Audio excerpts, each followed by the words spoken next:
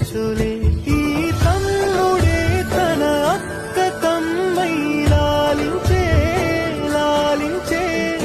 అక్కకే తను కన్న తండ్రై పాలించే పాలించే కాలమాగి చూసిన అనుబంధమే ఇదిలే వయసు మీరిన పాసమే ఒక కావ్యమైనదిలే